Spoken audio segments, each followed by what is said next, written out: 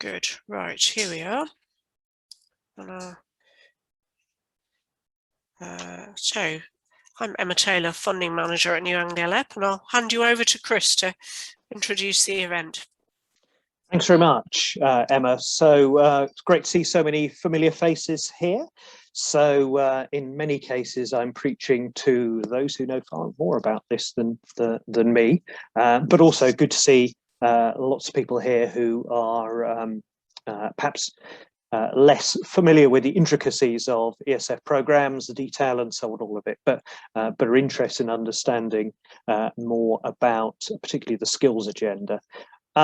So what's the purpose of today? So we've decided to put on two seminars, webinars, one based on the ERDF program and the second on the ESF program.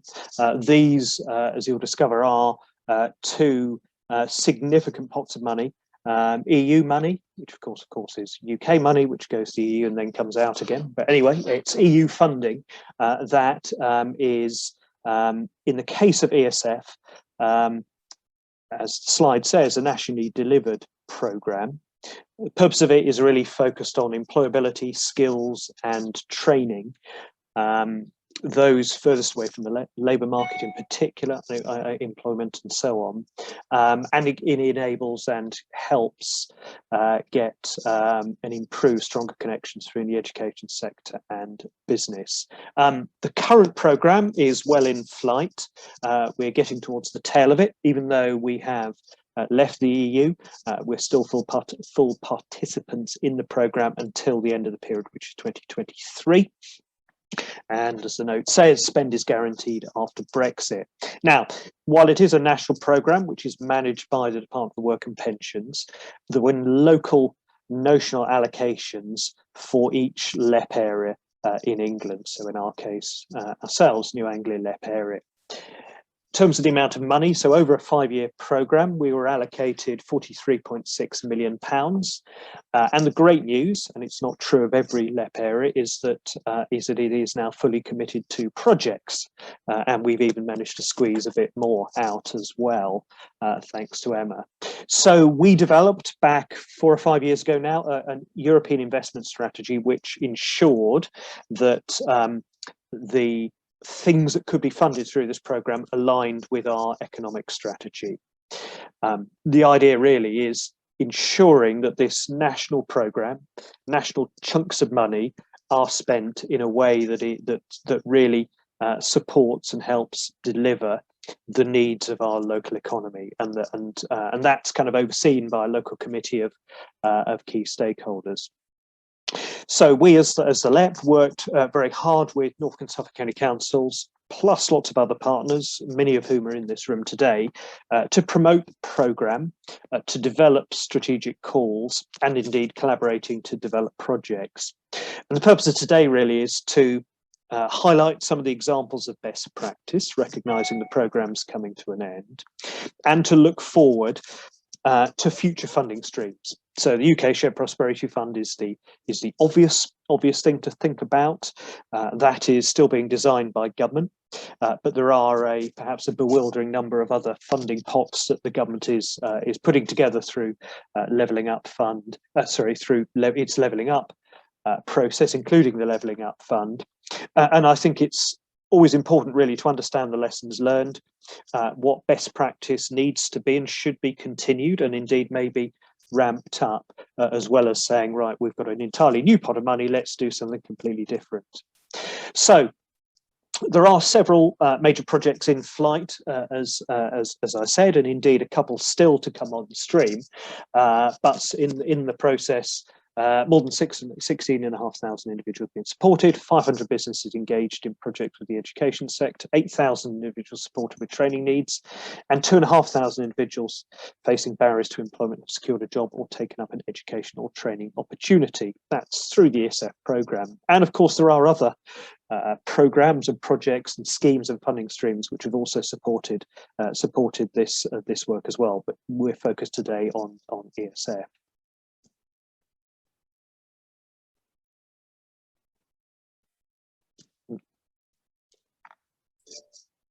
Thank you, Chris. Are you going to move me on?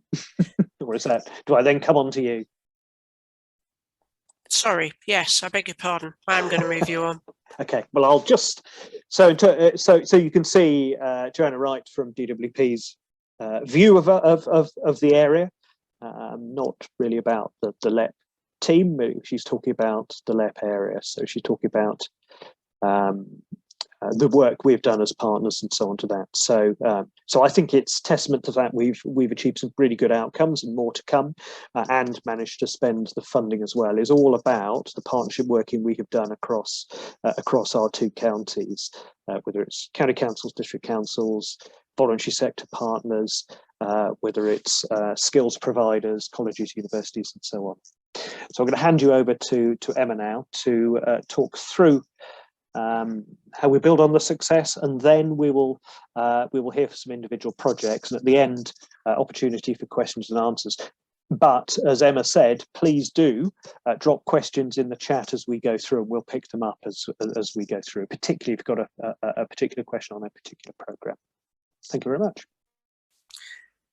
Brilliant, thank you for that, Chris. And I will just stress in the figures that you saw in the earlier slide that with this particular programme, we still got a lot of the programme to deliver. Some of our biggest projects have only just got started. So the rest of 2021 and next year, and indeed the whole of 2023, will be a bumper period of delivery for the ESF programme. And that is worth bearing in mind for those of you who are involved in developing projects as well for UK Shared Prosperity Fund and other opportunities, that we really collectively need to bear in mind that we've got some fantastic ESF projects delivering, and try not for that 2-year period to develop other conflicting projects doing the same stuff.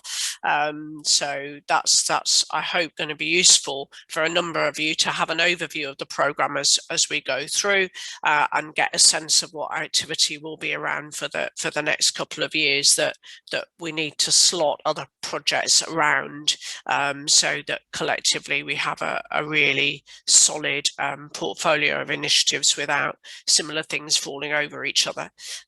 So I'll try to give you a little picture of that as I go through. So what I'm going to do is give you an overview of almost all the projects we've had in the ESF programme. One or two little ones that I've left off for the sake of clarity, but almost all of them are in the coming slides. I won't say a lot about each one. Some of these are going to be discussed in more detail in the case studies, but to give you a feel of the kinds of activity and some of my observations, I guess having coordinated the programme, about the things that we've done really well to build on in future programmes, or areas where I think we might have the opportunity in more flexible future programmes to do things a little bit differently, or to look freshly at how we combine activity within projects. So a bit of a romp through, but hopefully some useful observations. Because I'm screen sharing, I can't see the chat. So if you ask me any questions while I'm speaking, I'll come back to them when I've finished, if that's all right. So the Building Better Opportunities group of projects, and you will hear from them shortly, have been the longest running projects in the current ESF programme. So they've been delivering since 2017. They're very well established in what they do and how they do it. It's a part of the ESF programme that was co-financed nationally by the lottery. So it was effectively 100% funding, funded 50-50 lottery and ASF. And I would say one of the benefits from that is that this was a new venture for the lottery, really into big mainstream employability programmes. And I think they have become very committed to that landscape and that area of work. So it's certainly one of the things I'm interested to see what comes out of that in the future, in terms of what sorts of activity the lottery want to support, having supported this programme. A couple of things I wanted to highlight. all of these, as you will hear shortly, are complex cross-sector partnerships. We've had great working between particularly the voluntary sector and the education sector, but also into the public sector as well, and some really great partnership working that has enabled individuals who are supported by these programs to have access to quite a range of types of support within the same project, which is obviously very, very powerful. They've developed a lot of expertise in achieving real job outcomes for people with quite complex needs, and that's certainly something that I think we want to really try to capture some of the learning of kind of suggestions of how we achieve that for future programs, because that's been a great success for these projects. I will say, and I think the projects will say this as well when they speak in a moment, that the idea of the program was to support people towards employment who have particular issues with getting a job, educational or issues in their lives that made it difficult for them to get into the workplace. What the projects have generally found was that health issues and mental health issues in particular were a very, very large part of what they've needed to address in their delivery. And that brings me on neatly to the work and health program. So we've got 3 really big projects that have only just relatively recently started working, although Workwell Suffolk's the longest running of those, and Lindsay will have a word about that in due course. Workwell Suffolk is a work and health program in Suffolk, Chance is the equivalent in Norfolk, and then Routes to Work is run by East Coast College, and that is also looking at health barriers to work, as all 3 of them are. The East Coast College one is particularly looking at routes into particular sectors that have employment opportunities. And the partnership was developed out of incredibly ambitious and complex conversations between many partners across Norfolk and Suffolk when these projects were being developed, and they're particularly marked by a partnership with the health sector and the CCGs, and that's something that I hope, as these projects grow and develop, is going to prove to be really successful, and we can build on in future activity. But from a program perspective, I think it is probably the case that the Building Better Opportunities projects you've just seen and these projects are operating in a slightly more similar place than we had envisaged, because health difficulties and mental health difficulties in particular are one of the biggest barriers to work that we're seeing across the entire workforce.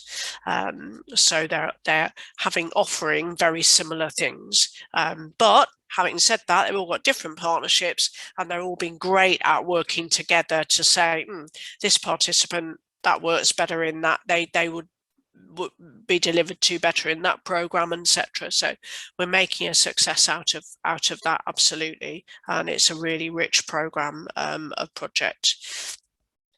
One of the really interesting bits of the ESF program in terms of the design of the program is there's this whole section of it which is about engaging businesses with the education sector, and it's a reasonably flexible part of ESF funding and enables quite a lot of creative delivery. So you'll be hearing shortly from Andrew Wheeler from West Suffolk College, who's Place 21 nascent and now Venny project. He's got a series of projects in this area, have all worked really creatively, bringing businesses into contact with the education sector and delivering some really interesting project activity with many sectors of our economy. And the Venny project is the newer one of those, and that's specifically looking at the visitor economy. So that's developing the model into one sector, but the earlier projects were working with lots of different sectors, very creative delivery. Alongside that, the New Anglia technical curriculum is all of our FE colleges working together to bring businesses in to help them to support curriculum development across all of their colleges. So that's a really great initiative. We at the LEP are running the New Anglia Careers Hub, which is an existing national scheme, and we've used ESF funding to be able to enable us to really enhance that delivery of enterprise coordinators working with all of our schools and sixth forms across Norfolk and Suffolk, and supporting schools to improve their enterprise engagement and the careers inspiration work. So we've got our own ESF project in that area. We've got a lot of fantastic projects working with young people, and that was a very deliberate focus of the programme because, as many of you will be aware, we have a New Anglia Youth Pledge, which many of our partners have signed up to, which is about making a commitment to young people that we will support them into further or additional educational training or into employment, and support them to avoid having gaps in their employment or education histories where they sort of fall out of the system and are unable to progress. As we know, many young people experience all kinds of barriers with this, and certainly are doing so at the moment as a result of the pandemic. So we've got a number of projects on that list. Skills Connect is an East Coast College project, particularly finding young people pathways into employment. RIPE is another project from West Suffolk College, so Andrew, I'm sure, will cover that as part of his presentation. Youth Pledge for Employers is a Norfolk County Council project which works alongside Skills Connect. So the Youth Pledge for Employers project is very much about engaging employers in a commitment to offer opportunities to young people, whether it's work experience or a wide range of opportunities to get young people started, and they connect with the young people who are coming through the Skills Connect programme. And we have done an awful lot of that. I think all of the projects that you're hearing about today, we have worked together and met regularly, and a lot of activity dovetails between projects, which has been really strong. We've got a very new project supporting young people exploited by the county lines network, and that, as Chris alluded to, we did get extra money out of the ESF programme. We've got an extra £1 million to deliver this, and that's a Norfolk and Suffolk County Council partnership with other key stakeholders who work with young people who are at risk from that very particular area of criminal targeting, and support them to good employment or education outcomes, and hopefully out of criminal activity. Very early in the programme, we had a MyGo project, which was a project for young people in Suffolk, and we've got other NEETs prevention projects. There was one early in the programme, and we have a new one that's just going through the application process at the moment. So lots of activity in that area. Again, as I've mentioned with other projects, we've had loads of projects. They all talk to each other a lot. There's lots of need out there, but one of the things we will need to think about with future programmes, and I really hope we can all work collaboratively on this, is always thinking about the audience and the signposting need, and how we ensure that provision is not confusing for potential participants. And we all work very effectively on that, I think, but it's something to always think freshly about with future programmes, particularly as funding is potentially getting a bit more fragmented. There could be the potential for quite a range of projects and programmes, and a real need to make sure that provision is clear for those accessing it.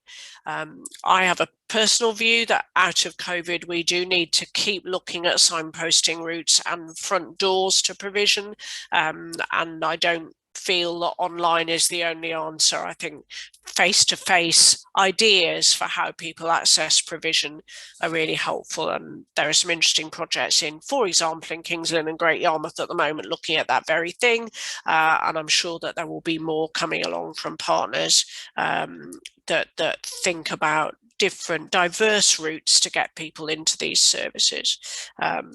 I think we've obviously got a careers inspiration project going. That's very, very dear to my heart, and I think certainly something that more flexible future programs may be enable us to be even more creative with that careers inspiration, employer engagement, young people piece. I think there are lots of different and exciting ways of putting that activity together, but goodness knows we've got a great start on it. One of the areas, obviously, we work not just with young people, but mainly with young people, is in enabling apprenticeships.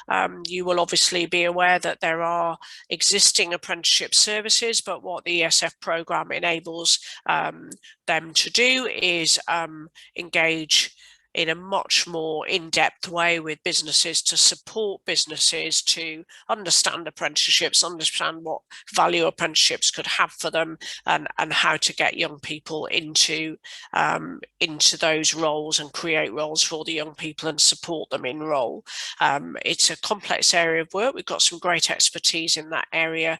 You'll be hearing from Sally from More Networking about the Apprenticeship New Anglia project, which is of the projects I've listed here, the one that's been going the longest, but we do have an Apprenticeships Suffolk project and Insight Apprentice, which is a Norfolk County Council project working in this area. All of these projects also link in with the work we've been doing in the LEP. My colleague Alison Ward unlocking apprenticeship levy to also enable funding for young people to do apprenticeships. So we've all been working together.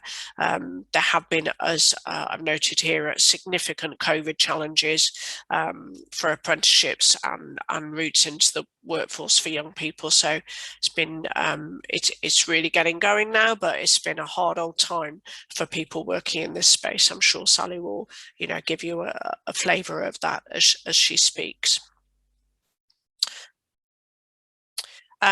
We have a whole strand of the European Social Fund, which is about training for people in employment. And there have been a number of projects in that area. The skills support for the workforce and emerging leaders project both have skills funding agency co-financing, a bit like that lottery co-financing earlier. This is ESF and ESFA co-financing. I have to say, I was new to ESFA, and I think the ESFA rules are much more prescriptive than ESF. So my hat off to those organisations, including Steadfast Training, who you'll hear from shortly, who've delivered these projects, because they are quite the rules can be a little rigid in places, and I will really hope that future programs enable us to be more flexible and responsive with training initiatives. It certainly also can be an issue, the huge emphasis on formally accredited training courses, because we do find that some of our particularly challenging sectors, like the health and the social care sector, with whom we've got a project going at the moment, do need CPD and short courses and a real range of quite flexible offers, not all of which get you a tick or a result through the ESF program. So hoping that future programs offer us the opportunity to count and get brownie points, as it were, for different kinds of outcomes. We've got some new projects in this space in career education and training from University of Suffolk, which is focusing on digital skills, the Supply Chain Skills Development Fund, which is an ambitious project from Suffolk County Council. I'm sure will be featured in Lindsay's presentation shortly. One strand of ESF, which I was very involved in when I worked for Norfolk County Council, because I set up and started the LIFT Local Investment in Future Talent project. So of course I would like that project, but this area of work has been around enabling grants to smaller community organisations to deliver targeted work for specific groups and in specific geographic areas. I think it's been a really useful part of the programme. It's enabled us to get some very high quality work, but with small sums of money, a few £1,000s, into really key localities to deliver work that just wouldn't work on a great big scale, isn't needed on a great big scale. They need that very project in that area. So again, it's been a useful area. We've had LIFT community grants, which was a specific ESFA program, and then the LIFT project itself had an offer around employability training and employer engagement, a sort of multi-strand offer. And in Great Yarmouth, they were also offering funds to community groups to work on employability projects in the Great Yarmouth area.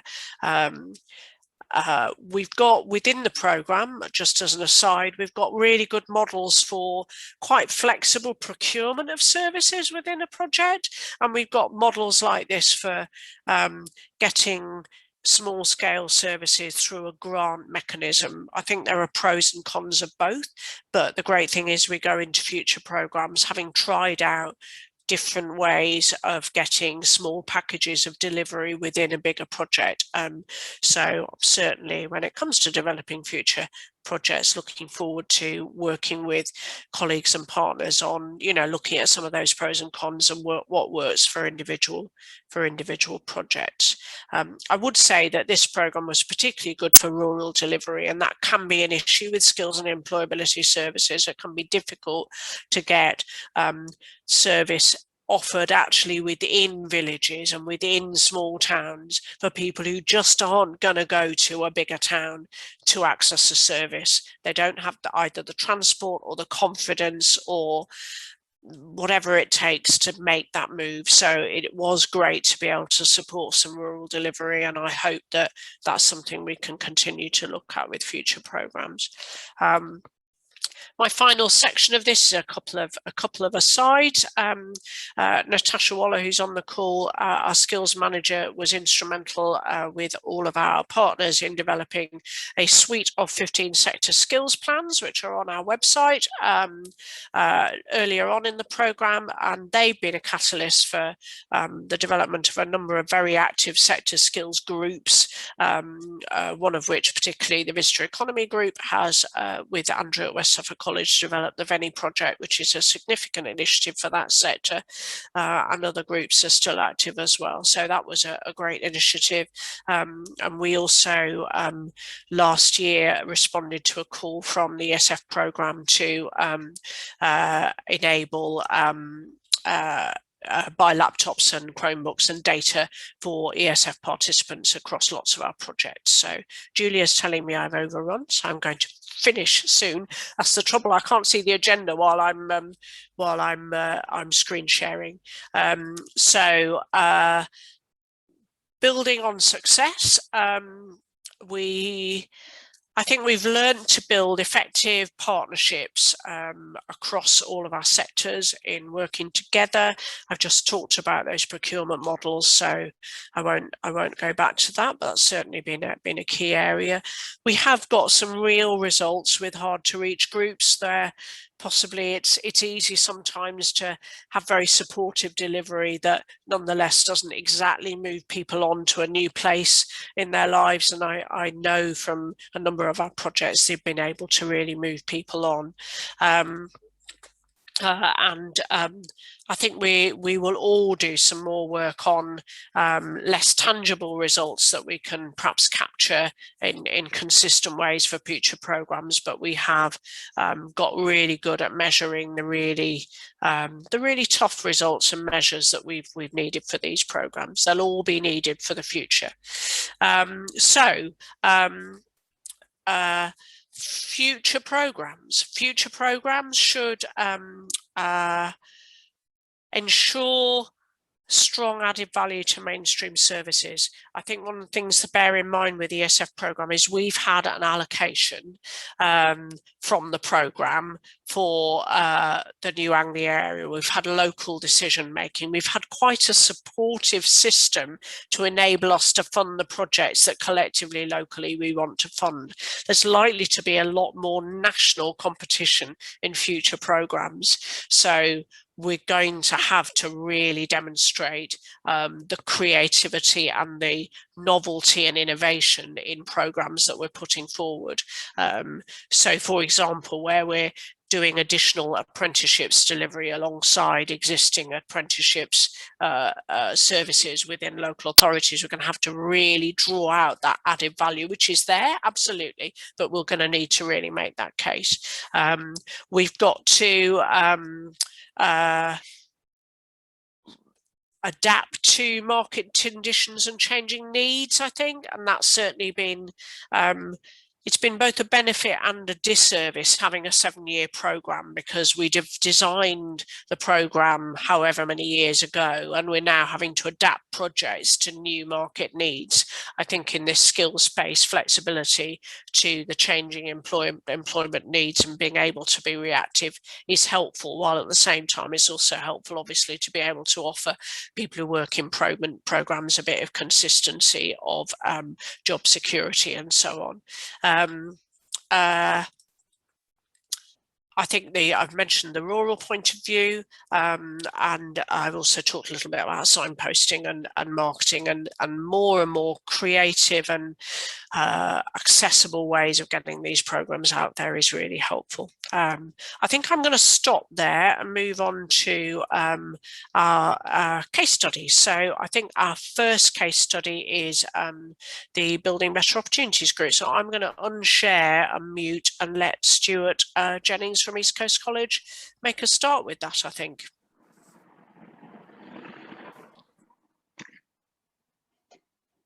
Hi, thanks, Emma. I think I'm picking up first of all. I think Stuart is sharing the slide. He is. He's just in the process of doing that. Thanks, Stuart. There we go. So just to check, everyone can see our PowerPoint presentation. Big thumbs up. Excellent. Okay. So Rachel, thanks. You've got slide 1. Thanks. Good afternoon, everyone. My name is Rachel Chapman. I'm from the Matthew Project. I'm just talking about Building Better Opportunities partnerships this afternoon. The 4 projects that make up Building Better Opportunities across New Anglia are represented here on the slide. So we are a suite of projects, if you like, funded by European Social Fund and the National Lottery through the Community Fund, as Emma mentioned earlier. We started in 2017, and through a couple of extensions to the projects, we're continuing until June 2023, delivering until April 2023. So the four projects are Community Action Suffolk are leading on Minding the Gap, which is a project for 16 to 24-year-olds, forcing them into employment, education and training across Suffolk. And then similarly to that, the Matthew project is called On Track. And they're doing 16 to 24-year-olds across Norfolk. So Norfolk Community College is the project run by East Coast College, and they're working with 25-year-olds across Norfolk. And TCHC are doing a similar thing in Suffolk with Opportunity Suffolk. So the 4 projects, I mean, importantly, don't overlap. They complement each other across Norfolk and Suffolk. We work as a group quite closely because we're all basically delivering the same sort of program. Flip over to the next slide, Stuart. Thank you. So the 4 projects offer the same thing, and in many ways offer it in very similar ways. We're all working with people a long way from the labour market, significant barriers to employment. So although universally we've got sort of mental health and health issues, we've also got lots of other issues that we're dealing with, the practical issues, some of them, like housing, drug and alcohol, offending, a whole range of issues that might be presenting barriers to individuals moving on. And many people we're dealing with face a combination of these, a complex combination. And the good thing about our funding is that we can work with people for as long as it takes to work through these barriers. There's no time limit on it, and that allows us to work very individually, very tailored approach. Tackling barriers and building people up so that they can access or get closer to employment, education and training. To tell you a little bit more about the partnership, I'm going to pass over to you, Stuart, aren't I? Excellent. Okay. Well, thank you for that, Rachel. And yeah, it's a really nice kind of insight into the kind of the width and breadth of our partnerships. And we thought this slide was really kind of interesting to share with you because it just kind of illustrates really in a very kind of colourful and busy way the range of different organisations we work with.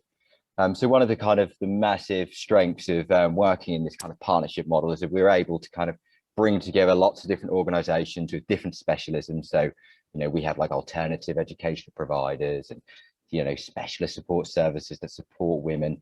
So by having these kind of partnership models and these programs, that enables us then to bring kind of all these different organizations with a range of different strengths to deliver an integrated support package, which really enables people to kind of move forward. In terms of partnership working, working in partnership has absolutely had a lasting impact on our practices across the different programs.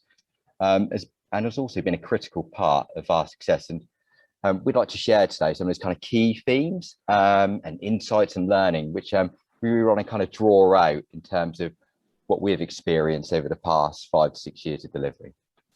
So in terms of innovation, ESF funding has enabled our programs to test and learn. Unlike any other program that I've been involved in, you've been given that kind of incredible space to kind of develop practices that genuinely have impact, and it enables you to kind of, you know, evolve and develop your project offer so you can respond to what's needed in terms of your local community. So kind of an illustration is that we've been able to deliver programs such as specialist kind of support services for over 50s, or people who are suffering, or young people who are suffering from COVID related anxiety issues. ESF funding has enabled us to kind of develop and shape programs which our community needs. So we think that's a really kind of key part we want to share today in terms of our presentation.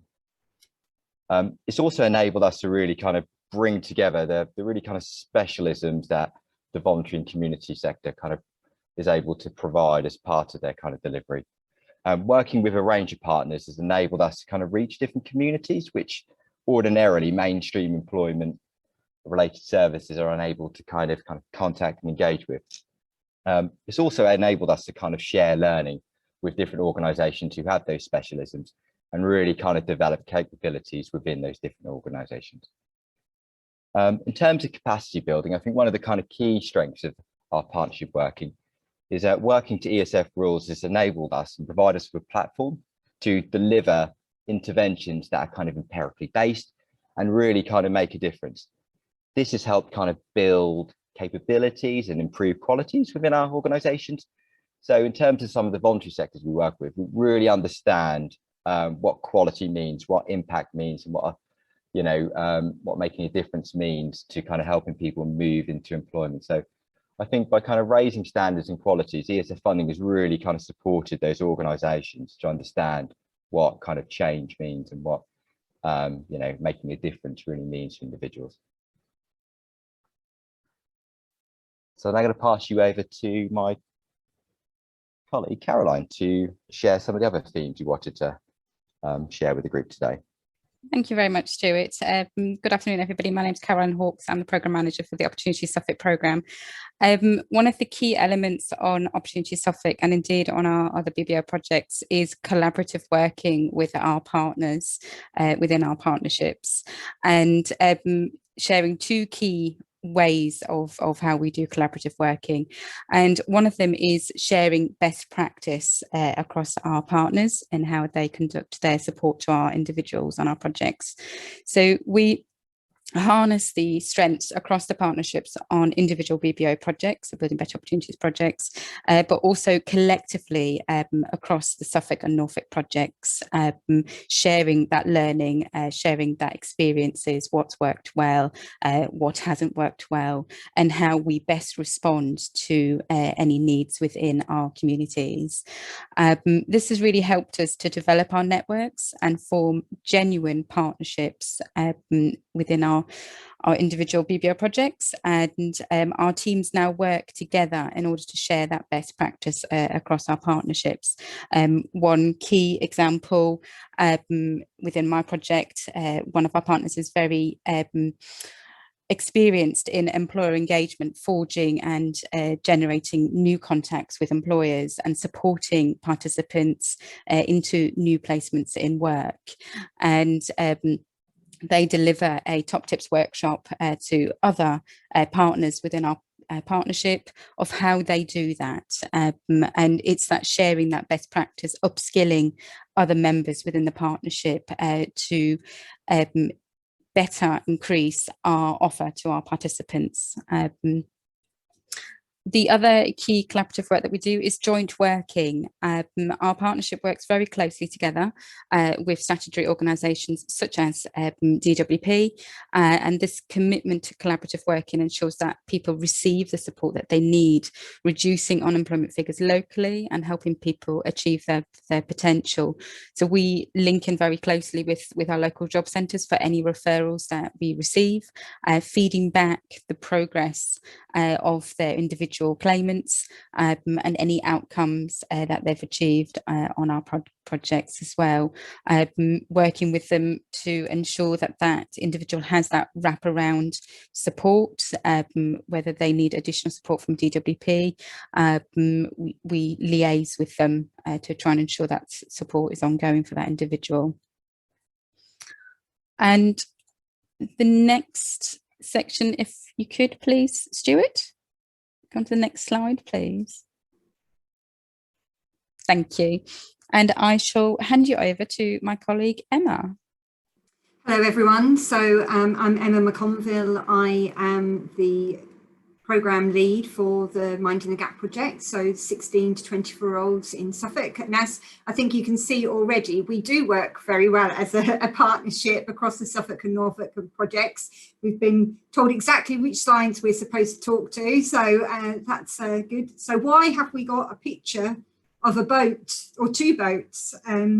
So what we're going to talk about now really is one of the big benefits of our Building Better Opportunity project is that we are able to tailor the delivery model to fit the needs of our participants. We are not constrained in any way in terms of how we deliver. It's not in a set way. So over the course of the last year and the restrictions that we've had to develop lots of different methods of delivery. And initially it was primarily moving a face-to-face model onto a virtual model.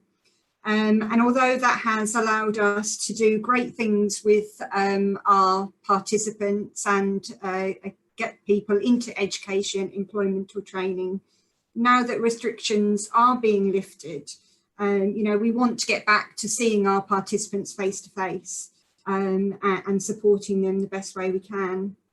I think that it's already been mentioned that the last year's restrictions have greatly impacted the well-being of our participants, whether they're young, old or older, whatever age group they are. And we are seeing more mental health issues, isolation and anxiety that has come from that.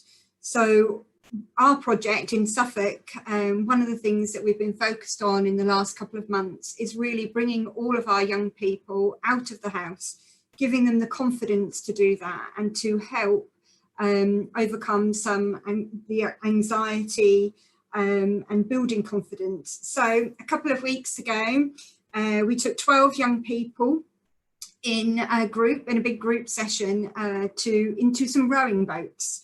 And I think this is an example of an activity that built confidence, developed communication skills, brought them out of their comfort zone, made them work as a team, they made friends.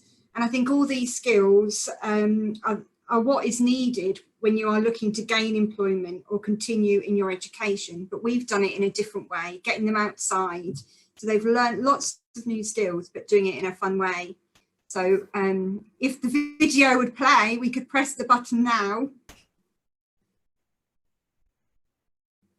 I don't know if we've got any sound, but. So these were a group of 12 young people that had not met until that morning. A lot of them had been in their bedrooms for a number of months, not wanted to come out. Everyone in a boat, never met each other before. So they all had to, there are more boats. I think we've just picked two examples here of where they'd had to navigate their way down and work out how to move their boat without tipping anybody out. This is just an example of a number of activities. We've done orienteering, bike riding, and I think our focus is just purely on getting young people or our participants out and about, and building that confidence and overcoming some of the anxiety, isolation, feeling alone that has happened over the last year. I think there's another. Thank you, Emma. I think it's over to me, I think. Then back to me. Then back to you. The next slide, we wanted to highlight just some feedback that we've received from various sources. So the first one being from DWP, from the job centres.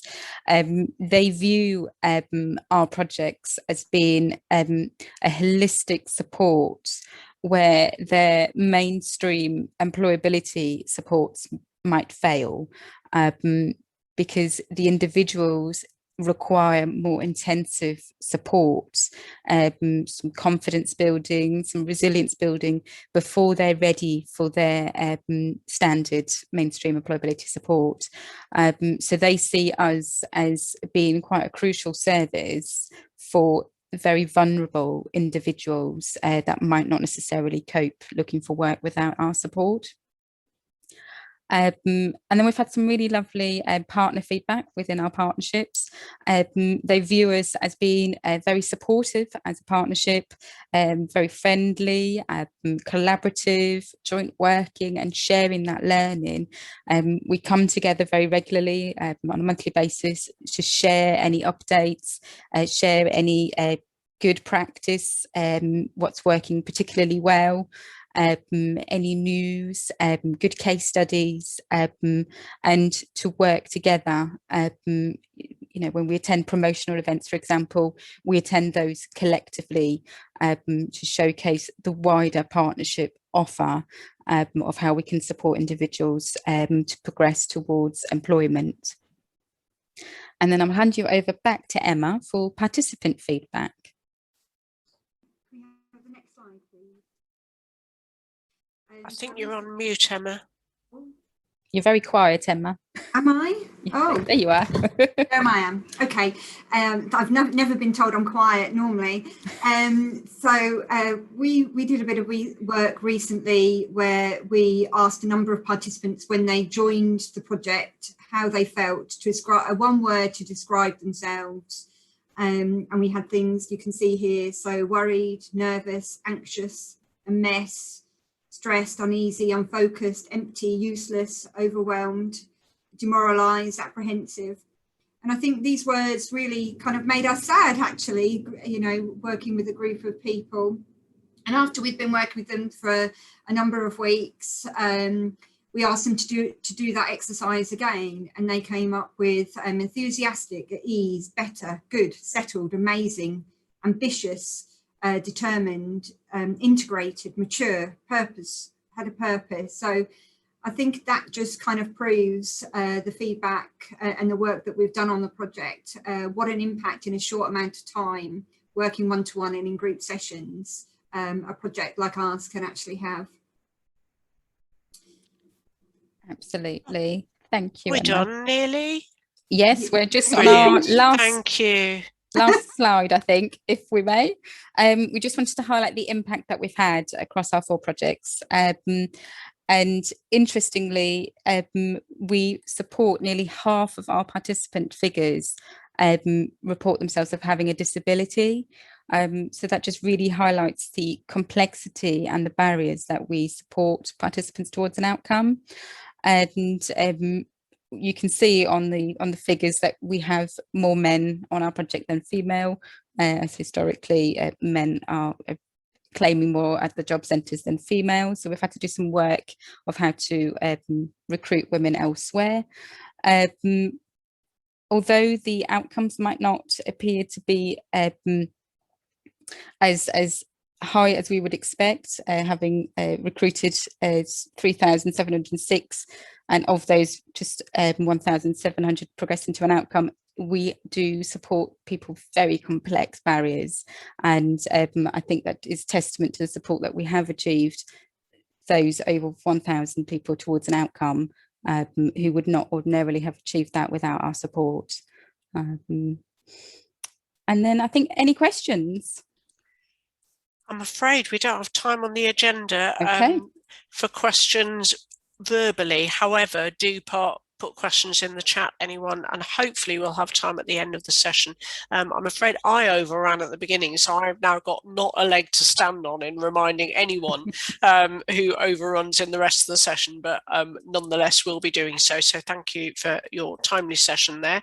I'll now introduce Lindsay Hesse from Suffolk County Council, who will give us a little bit of an overview of the ways that Suffolk County Council has used ESF to support their skills priorities with the ESF programme.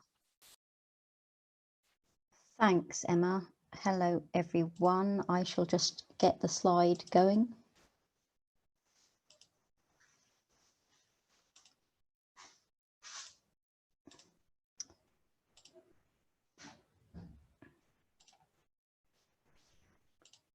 Okay, is that visible for everybody? I'm seeing the version with your notes is that rather than the slideshow.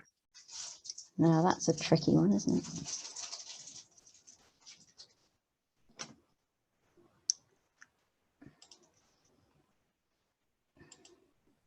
I thought I'd selected presenter view, but I obviously that's super. Yep. Show presenter view. That's what it's telling me it's doing. That's the one you don't want. It was fine before. Am I on the right track now? From beginning, yep. Let's go with this. There we go. That's it. Yes. I'll do it without the notes. Let's just wing it.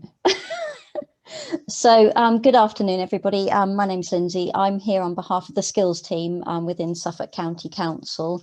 I'm here lonesome due to various annual leave commitments from the other members of the team. So I'll be covering the various projects that happen within the skills team. I am the project manager for Workwell Suffolk and Apprenticeships Suffolk. I'm also the deputy manager for the Adult Learning Service and the Suffolk lead for Youth Pledge for Employers. So cover quite a wide remit. And as you can see from this first slide, all of those sections slip into the blue area, which is the interwork section.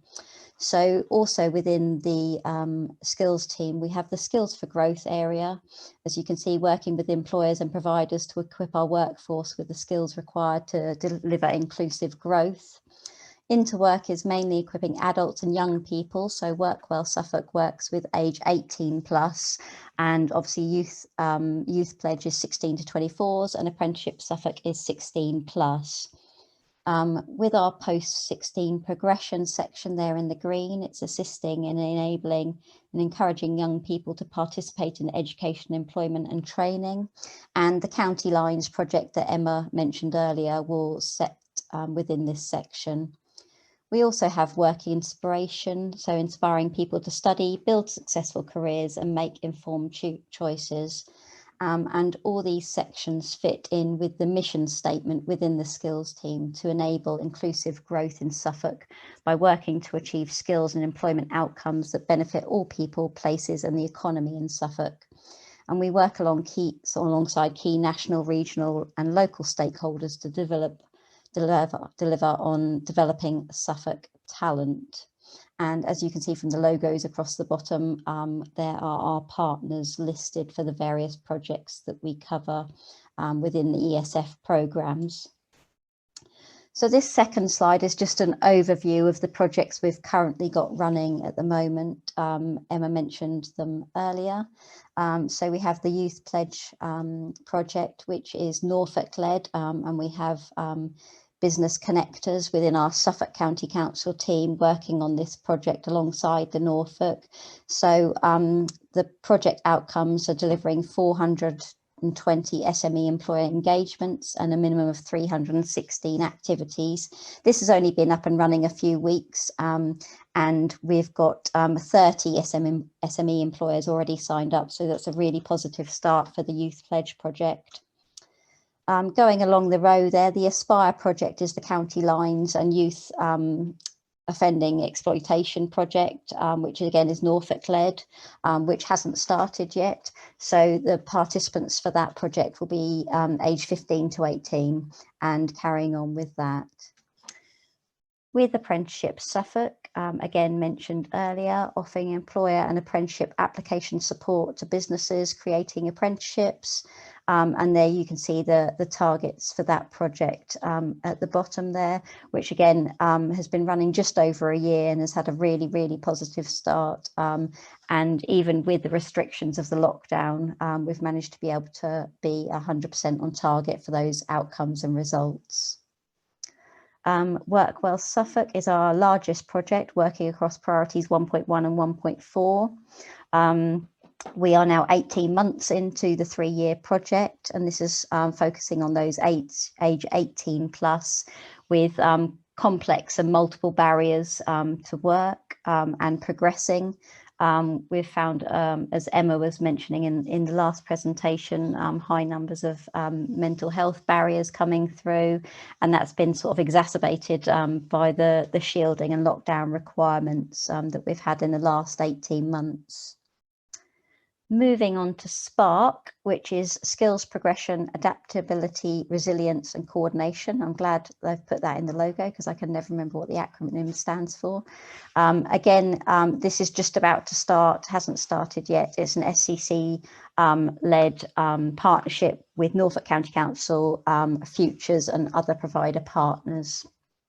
And finally on this screen, the final ESF project is the Supply Chain Skills Development Fund.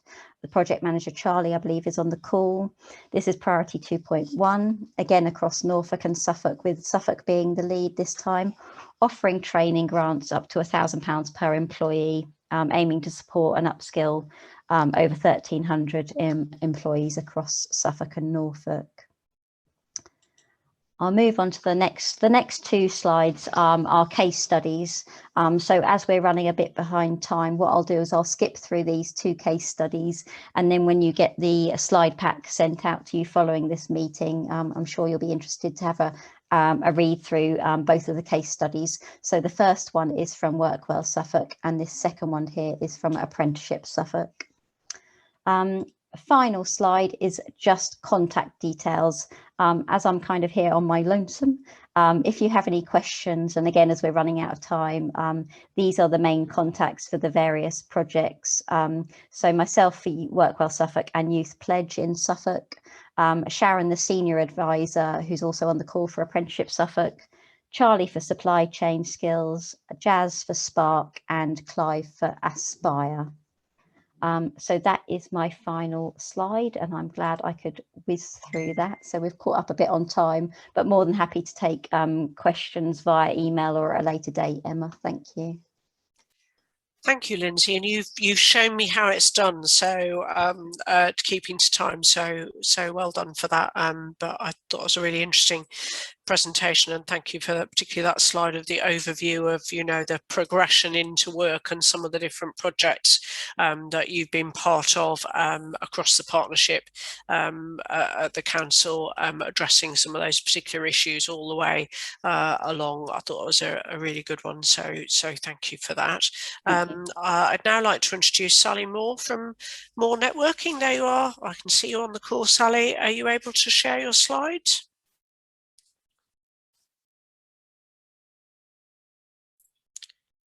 You're on mute, Sally.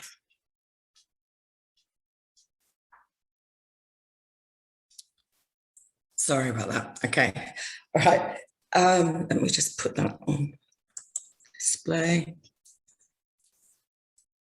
Is that working? I can see them. They're not on slideshow, but I can see the slide. Right. I'm not quite sure how to do this. Just click slideshow and it should come I up. am. Oh, right, and it's not doing it. Okay. Yeah, there we go. It's up.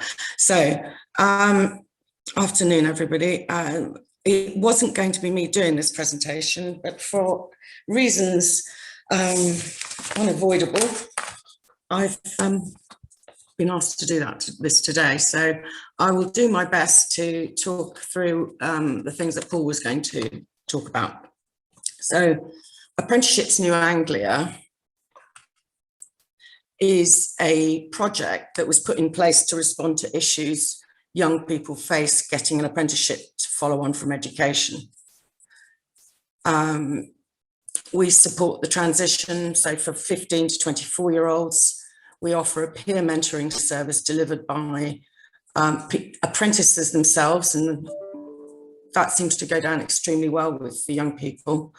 And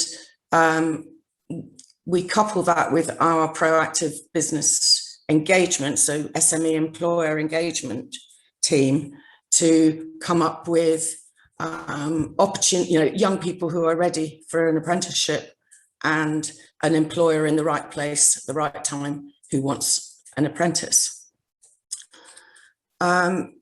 We came up with this idea when we were looking at comparing the activity survey and the September guarantee data, which showed that intentions, destination intentions of young people rarely resulted in a successful start in that sort of framework. So we were talking to the Norwich Opportunity Area at the time, and they suggested that actually the problem was that timescales were the issue about a young person who expressed a desire to have an apprentice and them actually being able to start in an apprenticeship, in the conditional offers that are offered by other post-16 education offers result in apprenticeships being seen as a risky choice, because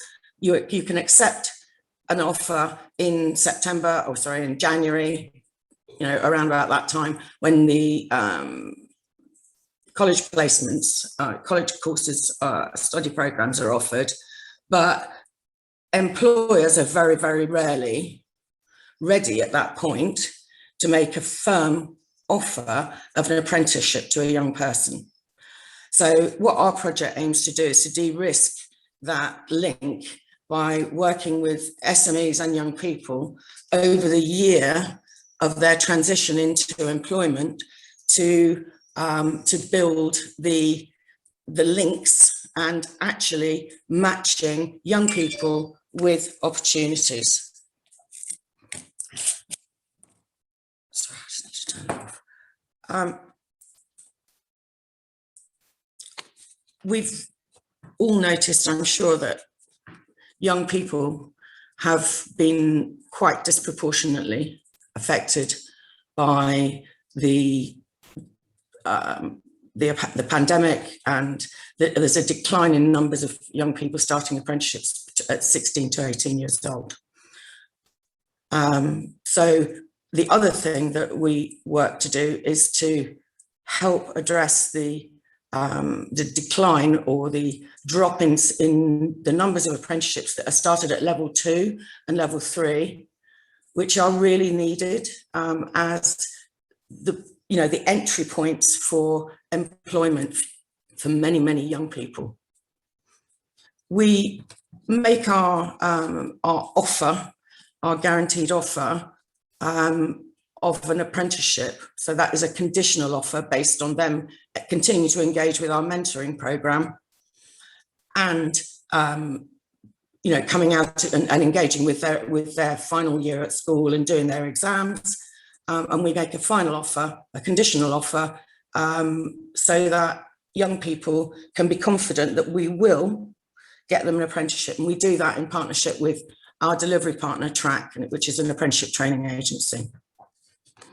When we started off this project, we absolutely intended to use the ESF money to pump prime the service, get it, test it, fine tune it, with a view to continuing to deliver it beyond the life of the programme.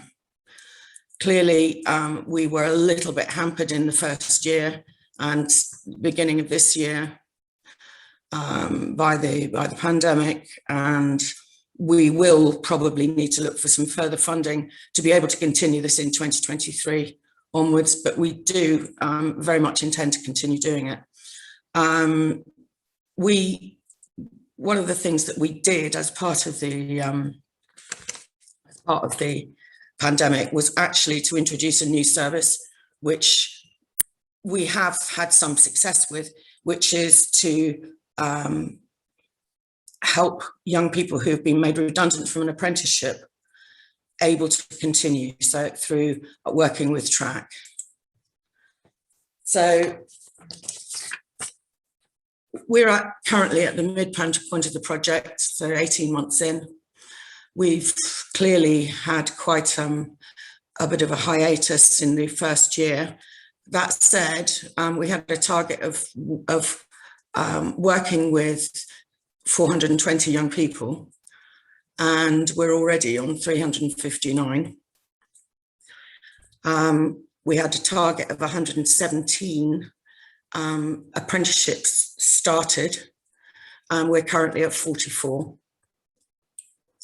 We have worked, in order to deliver those 44 apprenticeship starts, we've worked with 34 SMEs who've actually taken on an apprentice with us, or through us. And then, as Emma was talking about earlier, the wider outcomes are just as important in terms of what we're doing, because we're building the case for apprenticeships, for helping young people to embark on one and keep one.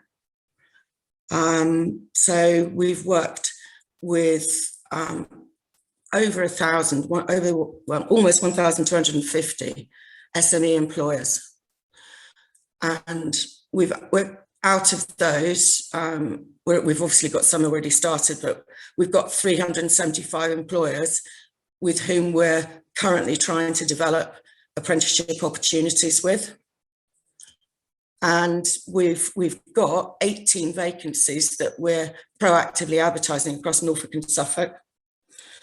So, you know, momentum wasn't really viable for us in the first year, because the places that we were planning to engage with our apprentices and young people, with the mentors, were in schools and colleges.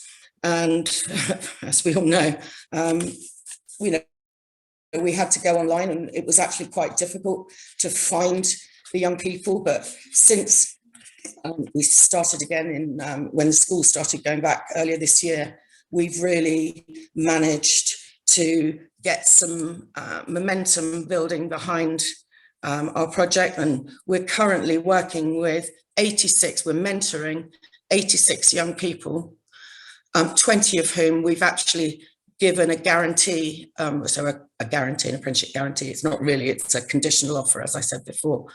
And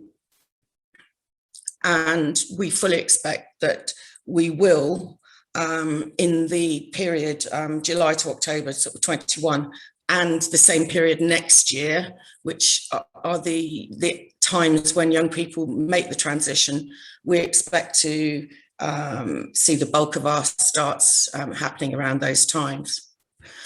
Emma also asked us to look at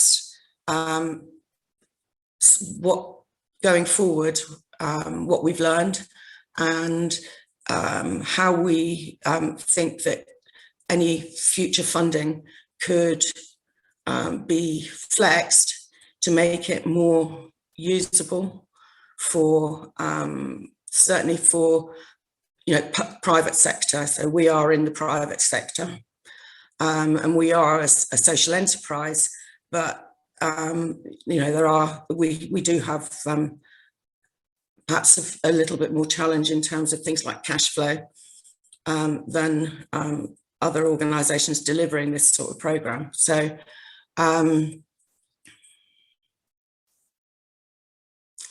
we know that the work that we're doing via our peer mentoring service and through the apprenticeship mentors is really working. And the feedback that we're getting from the young people and the confidence that we see in those people who are going to interview against, for some of our jobs, against others who haven't come through our mentoring program, there is a dramatic difference in the way that they perform an interview and the likelihood of them actually securing a position. We also feel that going forward, there are many larger businesses who we can't support through ESF. And it would be great if an element of projects were allowed to work with larger businesses, because they're frustrated not being able to access young people in schools who could be their next employees, because we can't work with them through our service, because our targets and our outputs and results are numbers of employers engaged and apprenticeships actually started. So we gave ourselves quite a hard result target.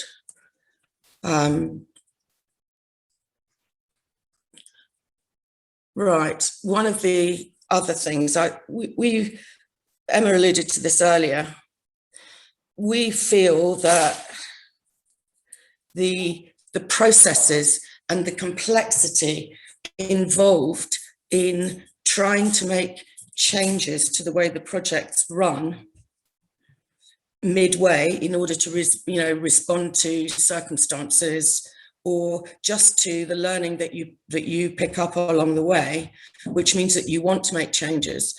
It's quite complex, and we wonder if there's a way of simplifying that.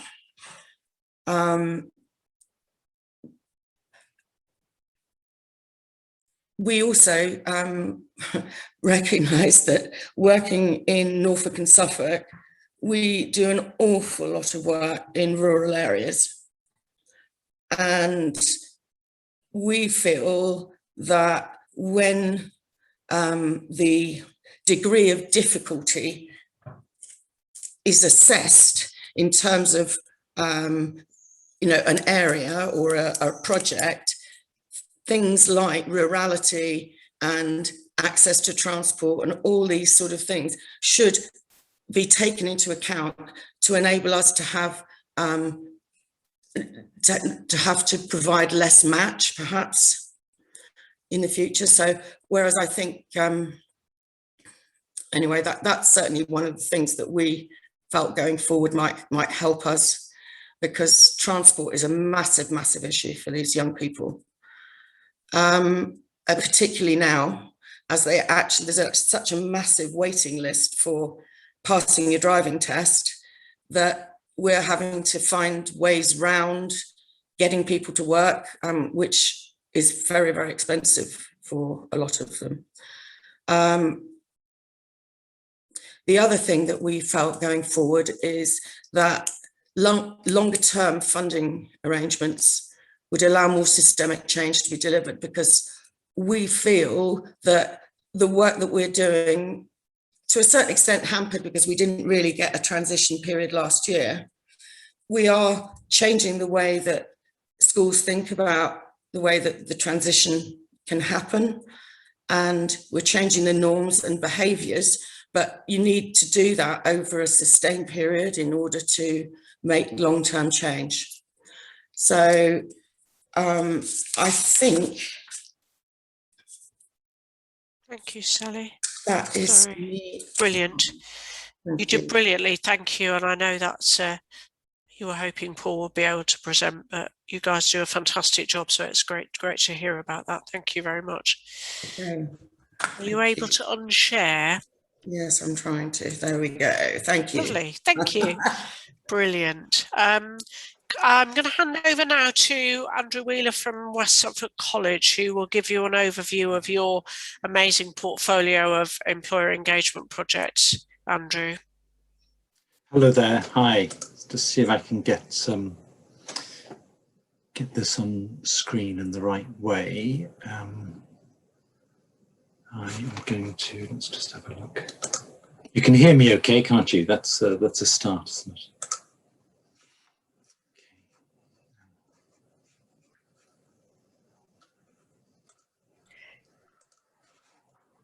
I'm afraid you have only got 10 minutes, Andrew, so.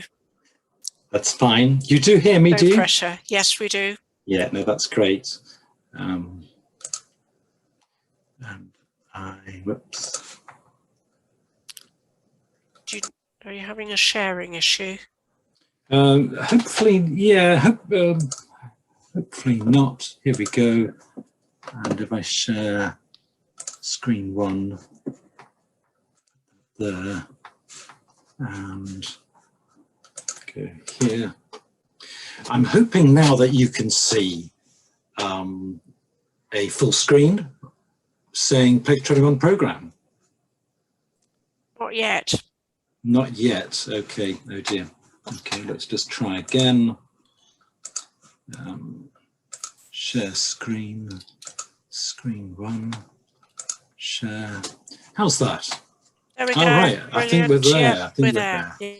Fantastic. Okay. Just want to minimize this as well down there. There we go. Okay, so we're off. We're off. And wow, what an amazing range of initiatives and projects and activities we've been hearing about this afternoon. I feel really privileged to be part of this wider stakeholder group. Yeah, really, really amazing. I'm going to try and avoid numbers, so I'm not going to talk about how many we've done of this and that. Although it's been really amazing to hear, you know, the volume of stuff that's been happening across the 2 counties. And I really liked, just referring to the last presentation, I really liked Sally's thoughts about the future and what we might see coming out of the Shared Prosperity Fund and some of the challenges that we might have. And hopefully I'll touch on some of those as well, and maybe they'll reinforce some of Sally's points. So this first slide here, we've been at Place 21 for, gosh, about 5 years now. We started back in 2017. We delivered a program of 3 projects that ended in 2019. And then in 2020, we started a new bunch of projects, and we used Place 21 as the umbrella brand, if you like. So we have a Place 21 stack of projects. The most recent of which is Vaney, the visitor economy one. And what you're seeing in front of you now is a snapshot of where we were back in 2020. We said, we think we can do all of these different initiatives. And then and you're not meant to be able to see, to read this. I can certainly send over our quarterly report to anyone who'd like to see it that went to us. You definitely can't. So this is where we got to at our last quarter, and this is a picture of all the initiatives that we presented to the steering group. And the reason I'm showing that is not because I want to sort of boast about all the initiatives or anything like that. It's really to say something more simple, I think. And this perhaps goes back to some of the things that Sally was talking about. And when I think about the future and I think about the Shared Prosperity Fund, I have in mind 2 different ways of doing European Social Fund, 2 different ways of designing contracts. You might say top down and bottom up. I've got X and Y here. So X is the kind of top down pre-designed contract. There's a brief. We look for the best value responses. We offer you a tender and away you go, you deliver the project.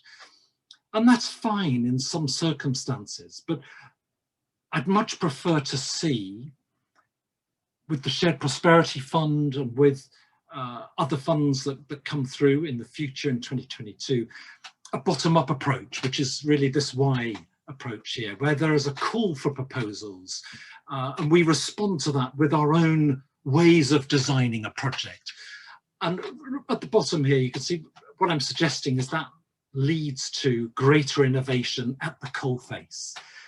And so I would really suggest to anyone who might be designing programs in the future, it's so much better if we can do bottom up, because it leads to greater innovation. And I think today what we've seen are so many fantastic examples of innovation taking place at the grassroots level. So, employer engagement, what's it all about? Emma asked me to see if I can just pull together some thoughts around employer engagement and what we mean by it. So here are some brief thoughts. I'll try not to go on for too long. And they do kind of repeat each other, but these just came to mind. Skills alignment was the first thing. We're trying to align skills, and a great example of that. And in fact, all the photographs that you'll see in this presentation are from our Maximus film. This was a film project working with an SME from Norfolk and involving lots of different businesses from across East Anglia, and very importantly, lots of students from across the college from all sorts of different courses. It was an amazingly innovative and rich textured project that resulted in a short film being made that is now being put forward for all the awards in 2022. So we're looking forward to hearing about that. And I suppose on the skills alignment side, just going to the other end of the spectrum, I've put there business BTEC. And what I'm referring to there is we took a BTEC module, very dry, very kind of unexciting, and we pulled it apart and we worked with businesses and we created videos around what it could mean to be in business. And this has been, you know, such a revelation both to teachers and to students. And we've had some great comments back from the AOC, for example. Labour market knowledge. Employer engagement has to be about labour market knowledge, and what comes to mind when I say that is ICANN-BA, our partnership with them, which has been really rewarding. But I also think of the business networks we've worked with. I think of Valerie Watson-Brown's business forums, her local flavours project, which we'll be using in Vaney, one of our new ESF programmes, and also, you know, a big East Anglia network such as Visit East of England, all really important. And then recruitment alignment. Employer engagement is a lot about recruitment alignment. And I think they're about things like our Youth Pledge Careers Festival that we held in May. And it was a kind of upside down festival where instead of presenting our best students to the employers of the region, instead we actually presented them with our most challenged students, those furthest from the labour market. And we explained what we were trying to do. And we got fantastic buy-in from businesses. And I also think of our sector coordinators who have been working across different sectors to try and bring businesses closer to the training table. Employer engagement is all about supply and demand. Labour markets, I think here about our Careers Roadmap project, where we've had someone from the industry interviewing and creating wonderful little clips of lots of different roles within the film sector. And that's been really, really good. I also think of our culinary arts work, again, working with some of the students who are furthest from the labour market. And I suppose all of that suggests the idea of continual progression, not a one-off career match, but a skills journey with many matching steps. And I think here of the work we've been doing over the last 5 years, probably more with Warren Services, their incredible support, but also things like the AIMA courses that we run out of our Sustainability Centre, and how this is about lifelong learning, and it's about responding to what are the needs at the time. Employer engagement's a partnership between business and FE. I think of our Edmonds restaurant, the amazing work we do there, and also a project from a little while back, Century Logistics, we were doing in the original Place 21 programme, where they needed some training videos, we needed students to get involved with businesses, and it was a great partnership. I can think of employer engagement as an evolving triangle between educators, businesses and students, and this is something we're really trying to bring to the fore in our Vaney project. And if you're wondering what Vaney stands for, it's Visitor Economy Network Initiative, so it's a focus on one particular sector. And I suppose all of this suggests that at its best, this way of doing ESF is a route to innovation. And I think of lots of different projects here, including the Maximus film, the Sapphira project, where they're recreating the Bluebird racing car. I think of our electric car program, not a great title, but it should do some really good things, and our Sustainability Centre as well. So you might say, well, yes, is this old wine in new bottles? I hope you realize, and also hearing the other presentations, that absolutely it's not. You know, these are really innovative training activities that are taking place where we take training to a new meaning. And the European Social Fund, I know we've headed this conference investing in skills, but more than that, it's investing in people. It's all about growing the local economy, bringing local SMEs closer to the training table. And there's a link with employers. So we're introducing the idea of the Youth Pledge. There's a link across to FE, aligning curriculum and industry needs. And then there's the idea of developing the regional workforce, focusing on developing the youth pipeline, but also older people in the workforce as well. And I think of that supply chain skills initiative that Suffolk County Council just launching should be a fantastic way of engaging with SMEs from different sectors. And of course, it's got to be about a focus on SMEs. And these days, who can do a presentation without mentioning COVID? I like to use this slide. I think it's one of the last ones. And it really is just to show the complexity of what we're dealing with when we talk about businesses and training and engagement. It sounds so simple sometimes. We got students in the days before COVID when we could all meet together. This was a wonderful event that we held throughout the day. And we asked them to look at making the links between employers, between their talents, locations in East Anglia, and the whole issue of rurality. And this is what they come up with.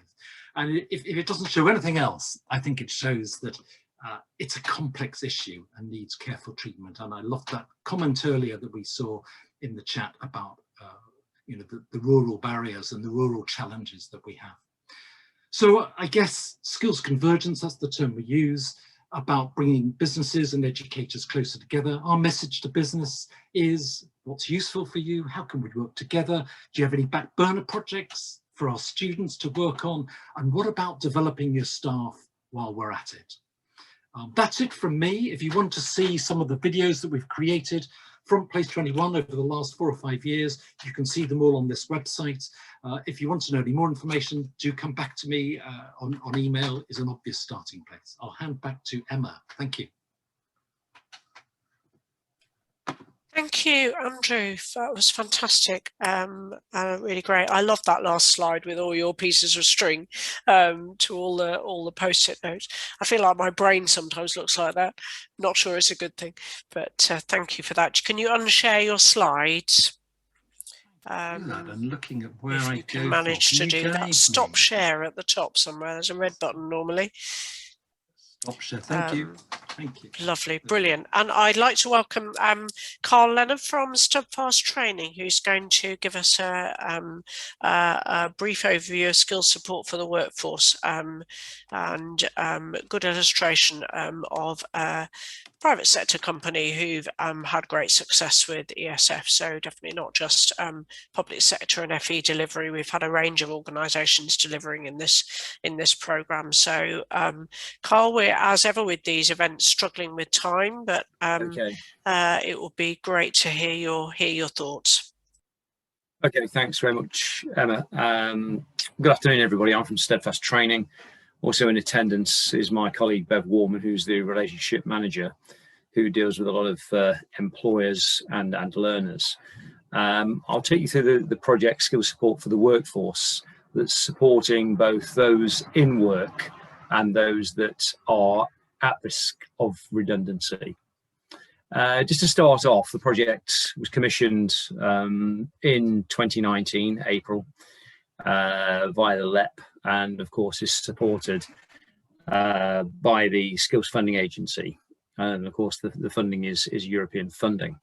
The majority of the support is targeted at those that are in work and supports the priority sectors that we know that the LEP are trying to focus on moving forward. We do recognise that, of course, COVID has put a lot of people at risk of redundancy and those businesses that are downsizing. So a very small percentage of the funding is made available for those people that are at risk within 90 days of leaving their employment. To date, we've engaged 200 plus businesses, that's SMEs and large organisations, Saying we do have a network of providers, which I'll mention to you shortly. And to date, we've actually supported 1,400 learners. That was as of the 30th of June. The sectors we're engaged in and our supply network, of course, to advanced manufacturing, engineering, energy, construction development, and so on. I will declare that we've had issues engaging agriculture, and we've had lengthy discussions with a variety of organisations to try and plug that gap. But the remaining other sectors we've actually engaged quite successfully. So agriculture has been a bit elusive since we kicked off with the project, but we're always quite open to suppliers coming forward and wanting to support the industry, which we have funding available for that to happen. A list of suppliers. When we first were commissioned to deliver this project, we of course are the prime provider. We needed a range of providers to support the project, because of course we cannot deliver on all the sectors that we needed to engage with. So for example, we have Portland Training that's fully engaged in construction, and of course construction skills people that are engaged in that particular sector. The TES Group have a wide selection of sectors, hospitality, for example, and retail. And we've just brought on another supplier only 2 months ago to start looking at logistics, because we felt that was quite a very important area of work that we needed to ensure that we fulfilled. And of course, we're doing work with a couple of colleges to do offshore engineering and, most importantly, nuclear. So we are supporting those particular areas. What can we deliver as an organisation? We can deliver 4 level 2s as part of the SSW project. We can deliver qualifications at units for levels 3, 4 and 5 up to 15 credits. And we also support non-regulated learning for those people that primarily are at risk of redundancy and they want a short top up in terms of skills to get them back into the world of work. But that's not to say people that are in work can't take the opportunities to actually have support via a non-regulated route. But the majority of learning is regulated training. So we can actually offer IT, soft skills, employability skills, and social media.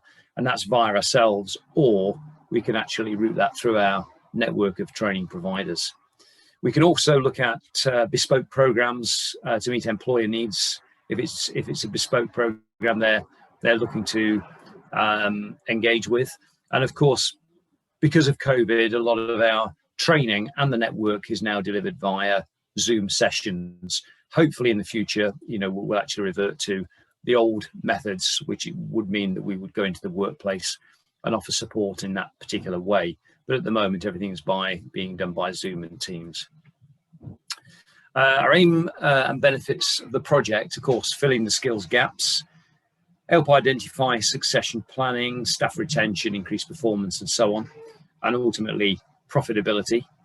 And for the learner, a valued and self-worth, and to increase their skill sets, motivation and increased job satisfaction, and to give them more confidence in the workplace.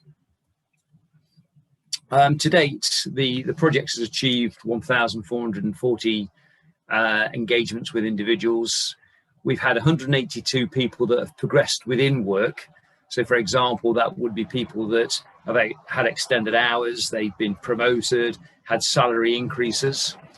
We've had 21 people that have progressed into apprenticeships, 105 that's progressed into education. So once they've actually completed the program that we have on offer and they've achieved, for example, a level 2, they would be given the opportunity to move to a level 3.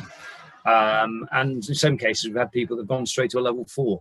And the 10 that have actually progressed into employment, this is supporting the SSR element of skill support for the workforce. And this is where somebody would leave the program and then secure a job in the marketplace.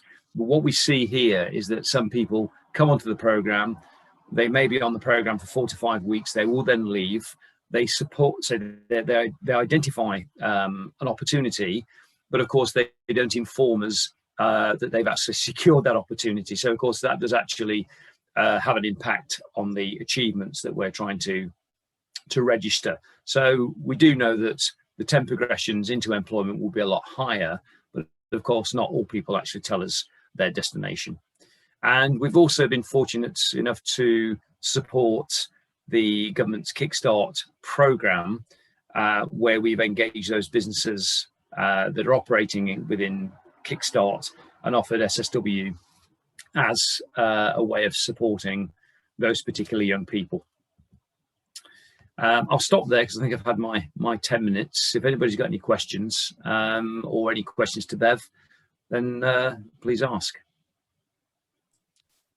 Thank you, Carl. That's fantastic. If you would be able to unshare, and as I say, there have been some great comments in the chat, so people do keep them coming. We will be sharing a complete slide deck of all of this stuff after the event, so and we can always provide contact details, put you in touch with people, all of that stuff. So tried to ram overview of a very big and complex program into a 2-hour webinar, so I'm afraid the interaction opportunity will be more limited, but I hope we're giving a good overview of the delivery. And last but very much not least, I'll hand over to Louisa from Norfolk County Council, who's going to focus particularly on the LIFT programme, I think. Louisa? I am indeed. It's lovely to see you all. Many of you know me, but I originally was on Emma's team in the LIFT programme, so hoping to give you a little bit of an overview today. The programme... Well trained, she's well trained. Very well trained. So I started off as project officer and ended as a finance and appraisal officer on the programme. So so got a good insight into it. So the programme was one of the original ESF programmes, and it ran between 2017 and ended in 2020. So luckily we did avoid many of the pitfalls of COVID, and we're just wrapping up towards the end. So we were lucky in that respect. Just before I move on, I just wanted to check that you could see the slides okay. Excellent, thank you. So so the LIFT programme was targeted towards rural areas, VCSE organisations and SMEs in small towns. It was a 50% match funded programme, so 50% match funding from Norfolk County Council for the main programme, and then on as a delegated grant scheme, then 50% match funding from the businesses or the voluntary organisations that they had secured.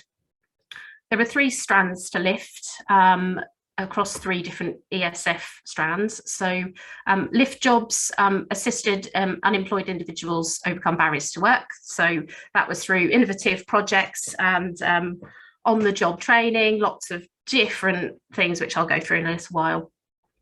LIFT Trials was particularly supporting SMEs to offer work trials to those who had potentially been underqualified or wouldn't usually be taken on for a job, giving them training and learning opportunities and hopefully leading them into employment. And the LIFT Skills programme was particularly around supporting SMEs to upskill existing employees, and that was through courses and further on the job training. Later on with the LIFT Skills project, we did run a smaller skills project, which was just had a simpler process, but we did then get some uptake for some shorter courses as well later on into the programme. So what I wanted to talk about was how we made decisions on the delegated grant scheme. So the area covered by LIFT were the lag areas, which were picked up by the leader programme under ERDF funding. So that was local action groups across Norfolk and North Suffolk. So that was included the rural areas and then excluded just areas such as Norwich and Great Yarmouth. We'll just add there was additional match funding support from South Norfolk and Broadland councils. So the benefit of using the local action groups in making decisions was that they understood rural objectives, they understood their areas, the people and businesses and organisations within them, and it help us to meet those rural priorities and assess those rural barriers. The local action group also offered representatives to a lift management board and steering group, and so projects where people had bidded for across multiple areas to run a specific project, then decisions were taken by that board also. It was also a supportive process in terms of applying for applicants. We did have a facilitator on the programme who worked individually with potential applicants to help them with their application eligibility statuses, and just to make sure that those that they were more likely to be successful with funding.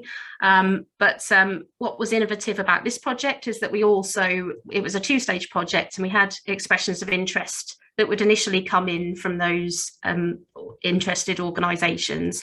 Those would be looked at by our LAG members, who could then feed back to us through an online system, and then we would pass our feedback and the LAG members' feedback then on to those projects before they submitted full applications. Those full applications then went out to each of the LAG boards or to the lift board if required. So a little bit of a different kind of process that perhaps we might have seen before. So just a little bit on how we did. So across the project, 34 grants were awarded across the three strands. 31 providers provided support, and there across the £685,000. There's a breakdown there of how that was allocated, almost roughly across the three strands. Lift jobs and skills projects were specifically for those with additional barriers to work. So we've talked about that quite a lot, and also that it did raise some mental health awareness issues as one of the significant barriers to employment, as well as those rural issues. Lift skills supported 600 employed individuals to increase qualifications and skills levels. So really, it helped us to meet with Norfolk County Council, meet our strategic skills objectives, and support individuals who are active and unemployed in different ways, and also help to increase skills levels and some higher technical skills levels as well within some of our SME businesses.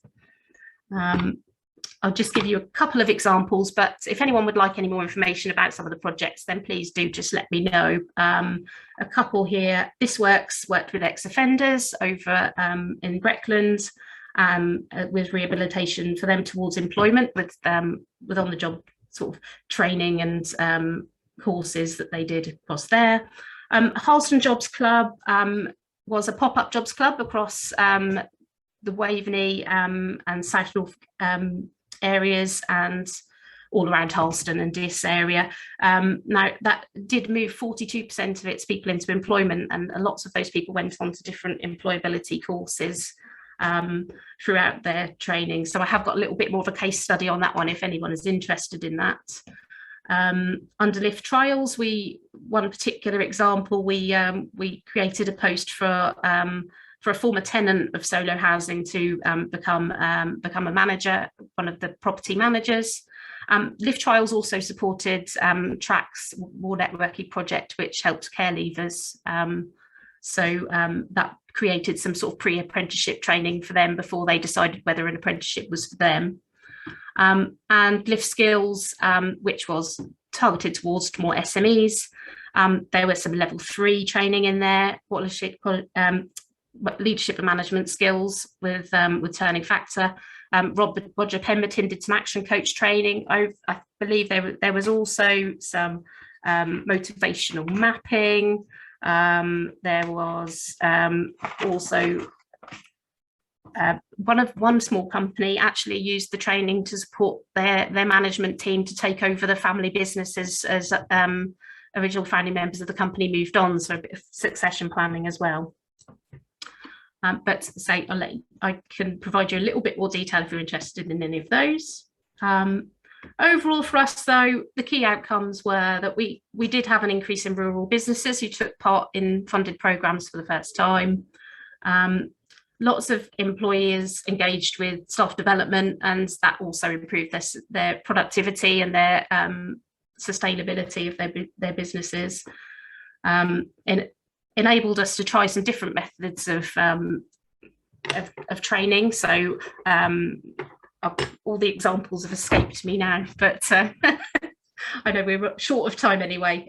Also, an increase in accessible programs for people with additional needs. So some of the projects did cover those with people on the autistic spectrum or mental health issues. It's encouraged SMEs who are likely to apply for ESF opportunities in the future or feel a bit more confident in that process, and helped organisations to improve their business processes.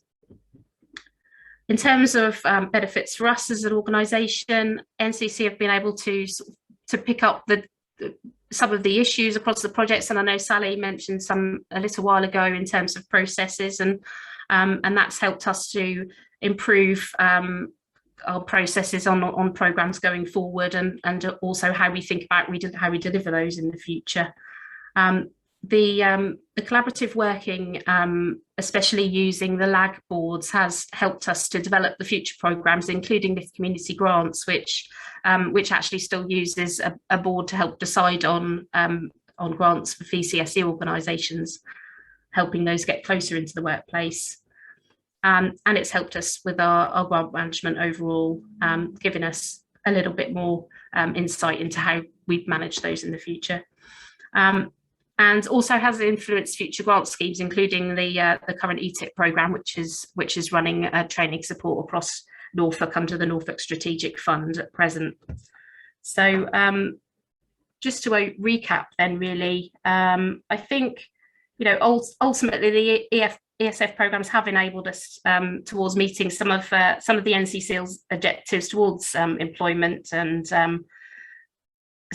different skills opportunities, but it includes innovative projects, improved partnership working between us, VCSEs, and our training providers.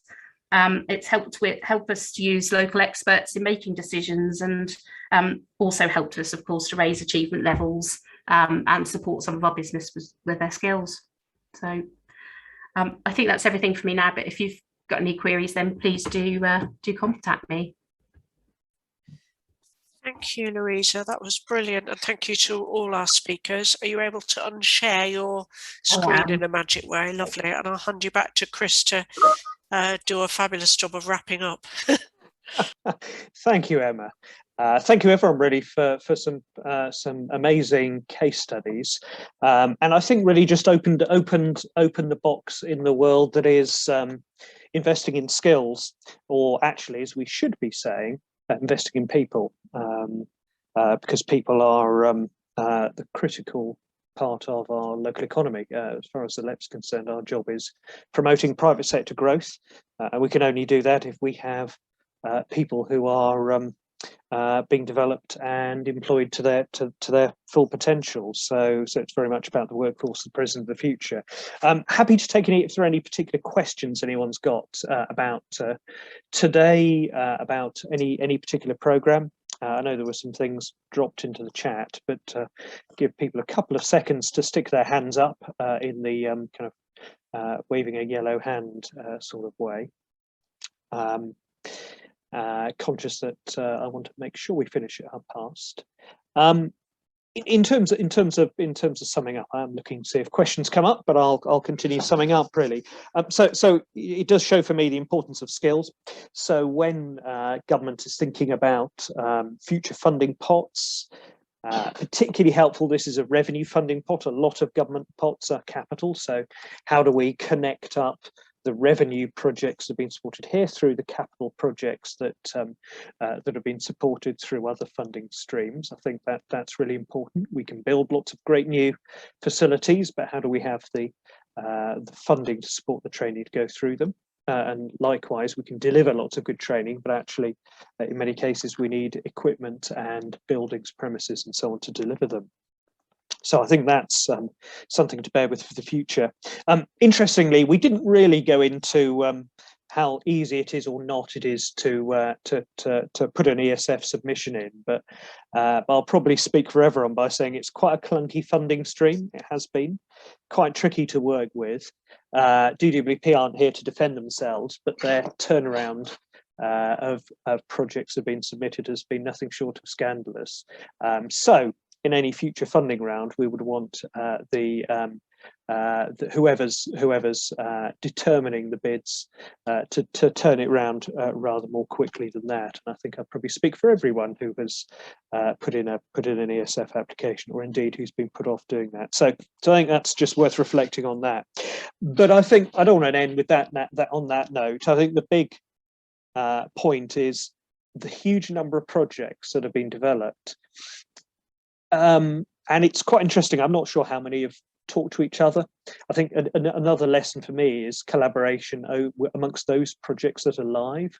We heard earlier at the start really about the Building Better Opportunities project, for sort of parallel projects who've been learning and working together. And I think there's probably more to be learned about how we can work collectively, or at least talk to each other, talk to different partners and so on, because one thing's for sure, we're never going to have enough money to do everything we'd like to do. How can we use that money in a really smart way to do that? And I think as well, the skills stroke workforce development people piece, it's very diverse as well, and it's a challenge really to say, do we focus more on people furthest out of the labour market? Do we focus on higher skills? Do we focus on employer engagement? Do we focus on young people through apprenticeships, or older people, the existing workforce? The answer is we have to focus on all of those things, but in a way that is that has a coherence to it and a kind of joined up plan to do it, for me. But I think, for me, the big learning from this afternoon has been just that the wealth, the range, whether it's helping people into employment, apprenticeships, engaging employers in skills, helping people who unfortunately lose their roles and so on get back into employment, improving existing workforce skills, and we've had some really amazing projects to do that. So as I said right at the start, I think we need to make sure we build on some of those projects, continue them where we can, learn lessons, and kind of spread the message about them as we're going forward. So Emma's saying that slides will be circulated. Worth checking our web page. And Diane Evans' comment: future priorities, finding ways to fill the many vacancies in the region. I think that is absolutely right, because there are definitely some gaps. That everything we've shown today is what we've been able to do via the ESF programme as partners, but there are other areas, other things that we would also like to do, and so on. So that's definitely a thought for the future. So I hope you all found it useful today. Thank you so much for almost everyone being able to hang on till the end. So that's, I think, the sign of a useful session. But I'll thank everyone, and slides will be circulated, and please keep in contact. Thanks very much. Yeah, thank you all. Been really great. Thank you.